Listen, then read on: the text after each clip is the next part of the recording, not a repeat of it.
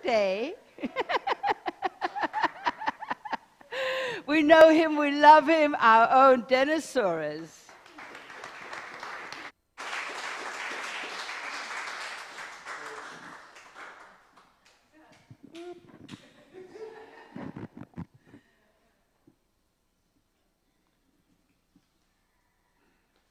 I don't know if you're singing anywhere, but being a musician, I would say you should be singing somewhere. Yeah.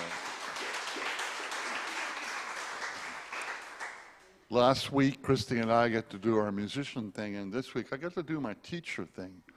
As most of you know, I was a teacher for 20 years in Northern California, and I kind of like the intellectual part of talking and researching my talks.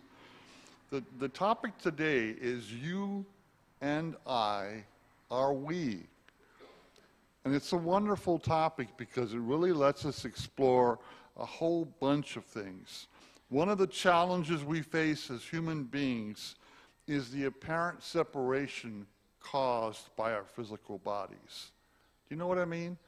There's this apparent feeling that I'm a separate being here and you're one over there and you're one over there and you're one over there, and maybe we're not really connected at all. All right? Of course, in science of mind, that's not true. And we'll talk about that in a minute. In addition, we live in a world filled with paradox. Our visual senses tell us that there is separation when there isn't. In fact, what we call reality is nothing more than the filters through which our eyes see the universe. So if I put my glasses on and I have rose-colored filters and yours are blue, you and I are not going to see the universe in the same way. All right? So it's hard to distinguish whether these filters are even true or false. Why is that? Well, more often than not, we spend a good part of our lives with the filters we were raised with. I was raised a Catholic. Believe me, I have Catholic filters. Whether I like them or not, I got them. They're there. Okay? I managed to eliminate guilt from my life, but there's a lot of other things that are still hanging out there. All right? So we spend a good time trying to look at what we call reality through these filters. They include family, community, country, religion. Don Miguel Ruiz, the wonderful author, had the best description for it that some people don't like. He called it domestication. In the same way that you would domesticate a cat or a cow or whatever, that's how he interpreted what was happening with human beings. So, it's like wearing an old pair of glasses, this one, and expecting to see clearly. Can't happen. We got to take the filters off. We got to release them in order to see clearly. Before we get into the guts of my talk, I want to talk a little bit about some really famous people and how they help to create paradox in our lives and how we're still struggling with that today. The first one is Albert Einstein. Albert Einstein said, God does not play dice. Now, what do you think he meant by that? God does not play dice. You know, Albert Einstein, at a very young age, created the special theory of relativity. And then he spent the whole, I'm not kidding, the whole rest of his life looking for a unified field theory. He never found it. This is true. He never found that unified field theory that helped explain gravity and all the other things that you and I experience. All right? Rather, what has showed up in the last 10 or 20 years is this ability to accelerate particles to 99% of the speed of light squared. That's 186,000 miles per second squared. That's how fast that is. And what scientists have found out with particle accelerators is that when you get particles to accelerate at the speed of sound squared, something weird happens. What happens is it looks as if God is actually playing dice. What do I mean by that? The particles begin to act randomly. That's what dice is. It's a random game of chance. And so now we have to deal with the question, was Einstein correct that God does not play dice? Or is it more true that maybe things are random? You know, saying that things are random goes against everything in my being, because I believe there is one God, one universal truth, and that everything is in divine order. I believe that. So if you're going to tell me that things are random, that's a challenge to my mind. Yet I don't have an answer for this one, okay? Next thing, light. Do we see light out here today, folks? You see light out your window? I do. So darkness is the absence of light. You and I are seeing light, but what are we really seeing? Oh, you can say we're seeing the sun's energy reaching us, and there it is. Is light really white? If I put light through a prism, anybody know what I get? Roy G. Biv. Red, orange, yellow, green, blue, indigo, violet. That's the colors in that order of every rainbow that has ever existed. So light is a heck of a lot more than just some white thing coming through the window in the morning. All right? But worse than that, for centuries people have argued, what is light? And the universal feeling was, it's a wave. It comes to us in waves. How many of you think that may be correct? A few people. So light may be a wave coming to us in waves. Fact of the matter is that science has shown over the last 30 years that light is not only a wave. Here is the paradox. It's also a particle. How can something be a particle and a wave at the same time? But that's the universe that you and I live in. There is paradox. The two things seem to coexist. So light is simple. I don't know of too many things in the universe, by the way, that are both particles and waves. So there aren't. If you can think of another one, let me know, because I don't know of any other ones. So light's a paradox, and it's something that we have to deal with. Why am I talking about all this? Well, it's going to make sense in a moment, I promise. We can't escape the fact that life is essentially an illusion.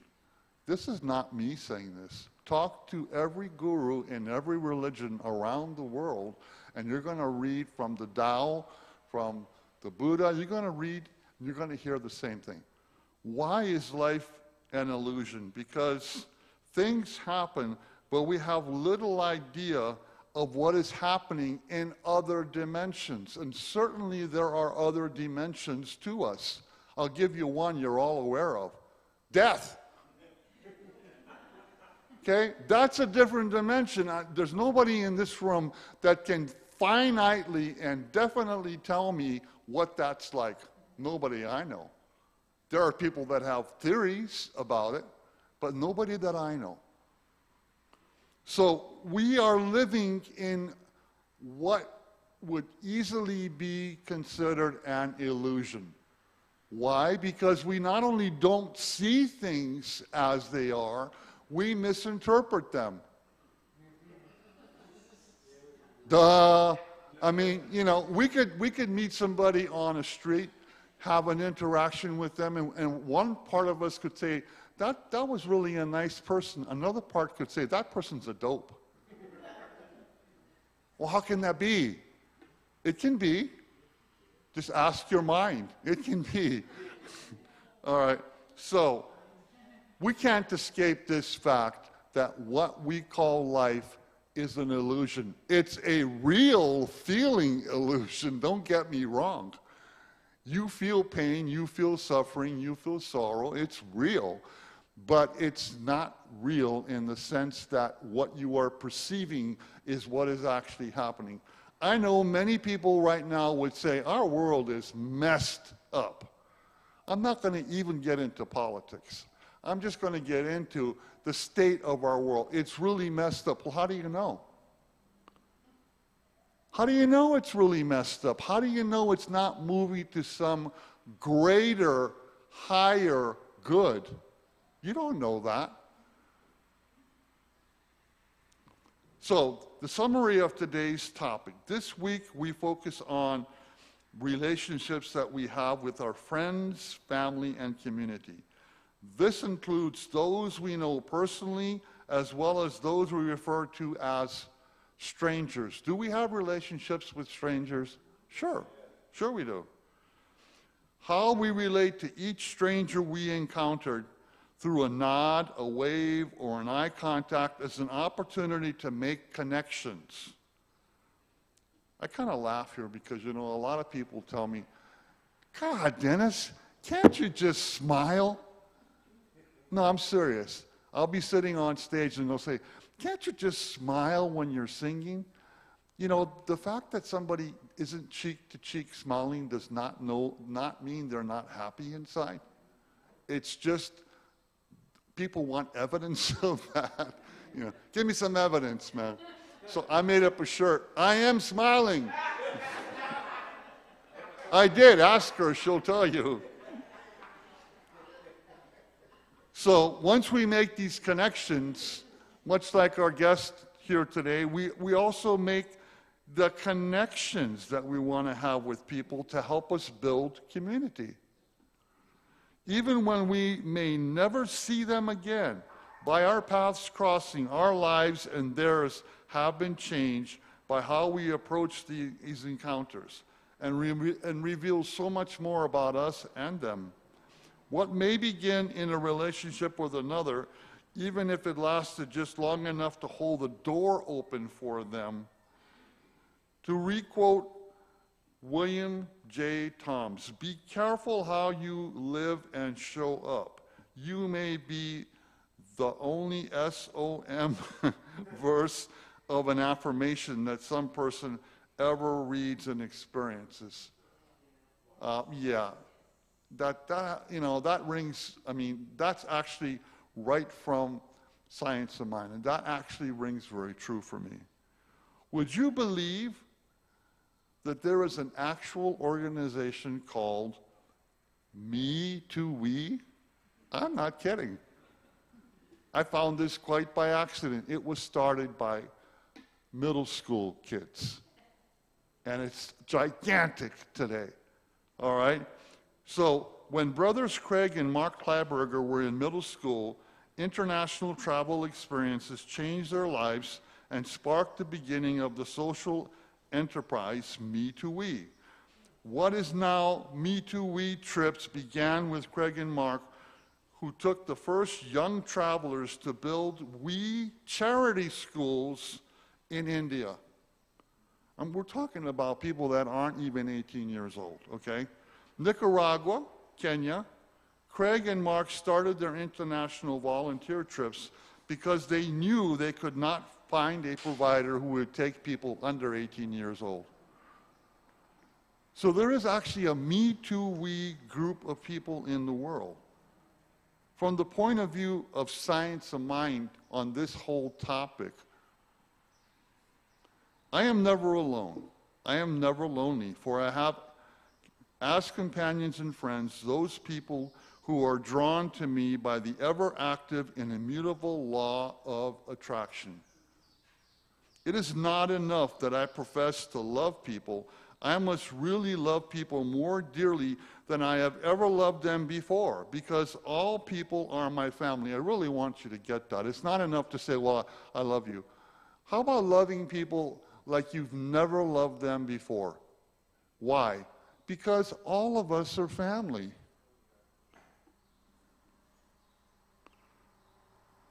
As I love and cooperate with my fellow human beings, so do they love me and give me cooperation. The law is motivated to work for me by my love for people.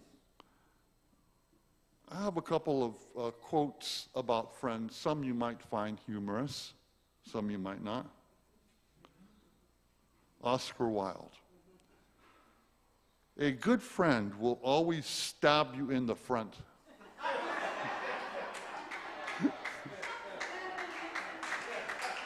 Does that sound like Oscar Wilde? Yes, it does. This is from Oprah Winfrey.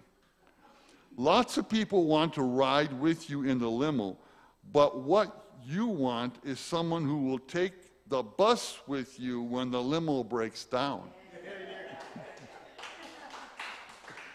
Mark Twain. It takes your enemy and your friend working together to hurt you to the heart. The one to slander and the other to get the news to you. Jane Austen. I do not want people to be very agreeable, as it saves me the trouble of liking them a great deal. I got to read that one again. That one's good. I do not want people to be very agreeable, as it saves me the trouble of liking them a great deal. Last one. Linda Crayson. There is nothing better than a friend, unless it's a friend with chocolate.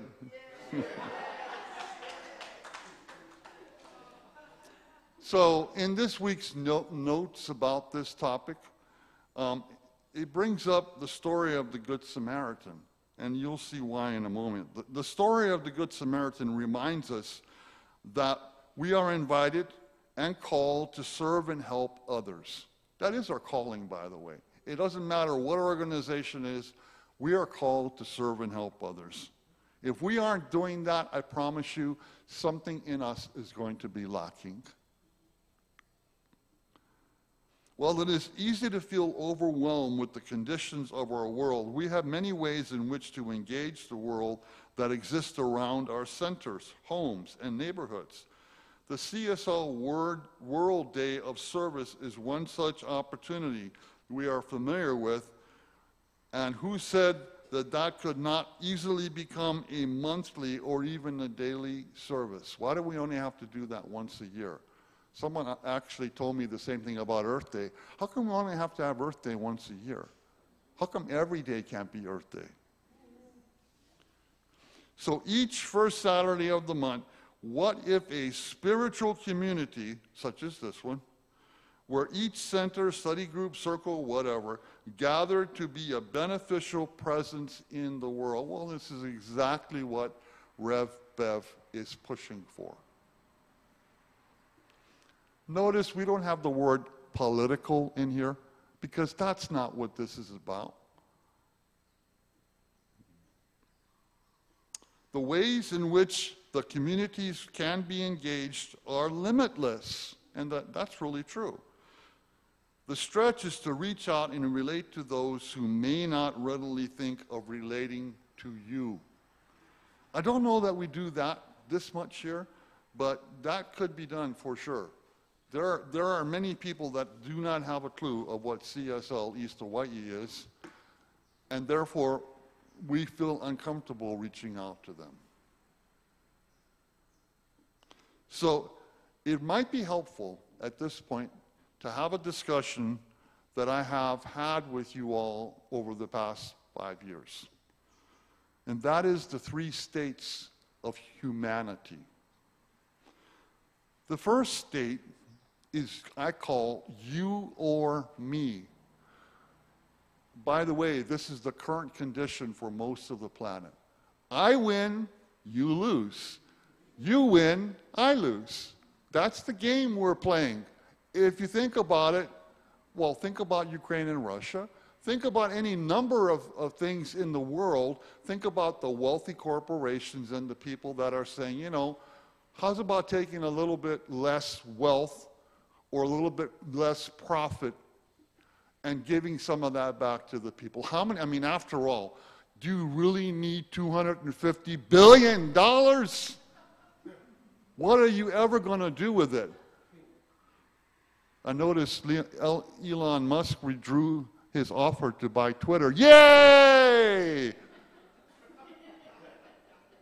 I'm not political. I don't want one person owning a company like that. It's crazy. So the first way we function is you or me. I win at your expense. If you don't think this is true, look at your own life or look at the people around you, and you will find it is absolutely true. The second highest level of being is you and me. Well, we had some of that this morning. The center gave some good to an organization. So we're doing this you and me, where, okay, at least I can say I win and you win. Let's share. Let's share. Anybody know what the third highest level is? You've heard me before. So the third highest level is you are me. No distinction. That's what this whole talk is about. You and I are we. You are me. No distinction. I don't care what your race is, what your level of income is, where you live, you are me. What does that really mean? It means that in you, I'm reflecting myself, and you're reflecting back to me. And that whatever illusion I have about separation, it's not real. I always am surprised, honestly, at how many people are fearful of this final step, as if they're going to lose something by acknowledging that you are me. They're terrified of it. No, I'm not going to give up my independence. What independence? From what? From who? You know, if we could think like this, honestly, get it for a moment. If we could think like this, we wouldn't be spending $750 billion a year on defense. That's just this country. If we could get it that you are me, and the people that we're afraid of could get it that you are me, we wouldn't have to do any of that. Will we ever get to that place? I'm not really sure. All right, every time I think we're coming close, we go, whoa, hold on. I don't want that. So it always amazes me how people are so afraid of this final step. The only thing that takes place with you are me, this is what happens, is that the ego is greatly diminished. Yeah, hallelujah. And love is greatly expanded. Hallelujah. All right, I'm going to wind up here. So a call for conclusion to action. A world that works for all requires a level of consciousness that has never existed before. That's a fact. It's never existed. We're afraid of it for some reason. All right? Because the world that we live in now has never existed even as it does. It's all an illusion. The one we're looking at and saying, oh my God, I see trouble out there. Yeah, okay. Never before have so many people on the planet had the news, mass information, and an abundance of social connections readily available on their mini computers, smartphones that are carried around daily. In fact, it's carried around to such a point that I don't know if anybody's home over there when I'm talking to somebody and they're busy doing this. Anybody home? I'm trying to talk to you. Or sing to you. That's another one, yes. So, this oversaturation of media, like never before, we could actually use this in a powerful way. We could actually use this to manifest a world that works. In a world where the pandemic pushed us further apart physically, we came together digitally in creative and powerful ways. You know, you might think that every organization contracted during the pandemic. Wrong. There are many, many organizations that expanded exponentially during the pandemic because they adjusted and adapted to what was going on. Today we are called to connect with others in a new and powerful way. Communicate, collaborate, cooperate with others in a wonderful, meaningful way that nurtures, empowers, recognizes, and engages their being. That's what you want to do, is engage their being, not their mind, their heart. So I'm going to wrap this up. It's been a pleasure talking to you. Hope I wasn't too emphatic for anybody, but that's just part of me, and it was wonderful talking to you. Thanks.